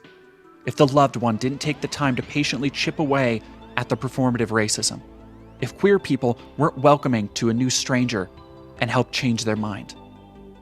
The world is full of enough hate and pain. That doesn't mean we shouldn't be strong in fighting against it, but it also means the only way to effectively counteract the isolation, anger, and self-destruction of violent radicalism and racism is to actually connect with someone. And it's important to remember that there will still be only a few among the hateful masses that truly want to change. Plenty might say they want to change, but relapse into hateful habits, or simply use their reformation as another in a sequence of attention-grabbing grifts. There's a reason so many people, even formers, are skeptical, and it's because they can so easily recognize the capacity for manipulation in a movement built upon literal lies and propaganda. Nothing in this video has been to refine or clean the image of former white supremacists, but I also don't see the value in refusing to learn from the people who've managed to earnestly pull themselves out of hate movements who are now working to warn others. Because while having a family member or open-minded friend might help the odds of someone looking to escape, the most meaningful way to prevent the need for that kind of intervention is to stop the hate at the source, to stop people from going down these pathways before they're radicalized.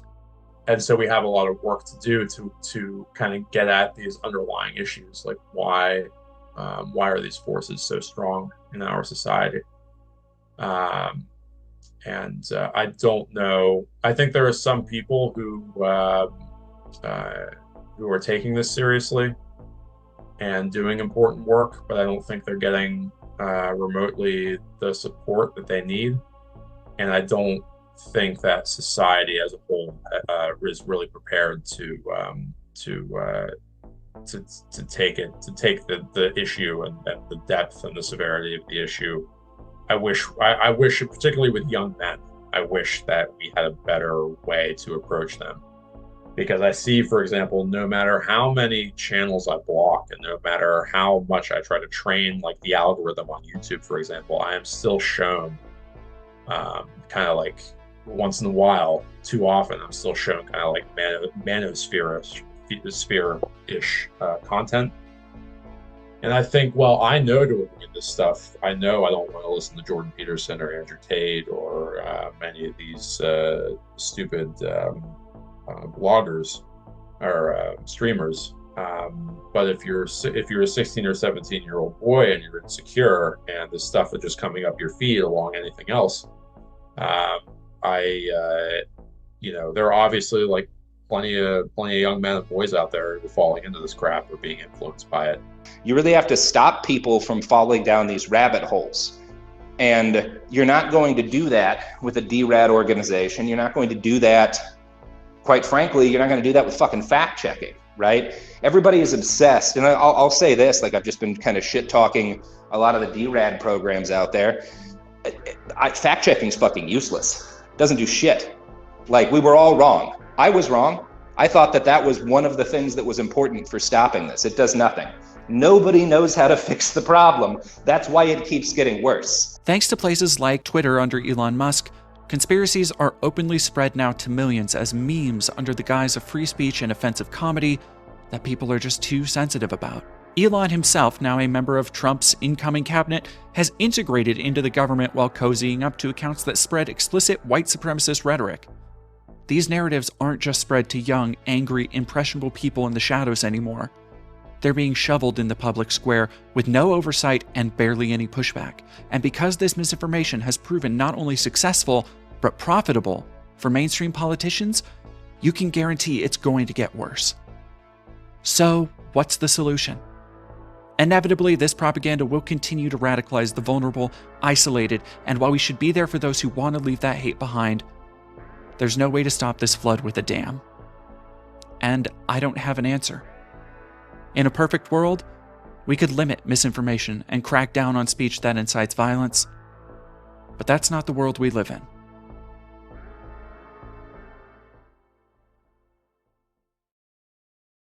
Hello, everybody, and thank you for sitting down and watching this latest long-form documentary video.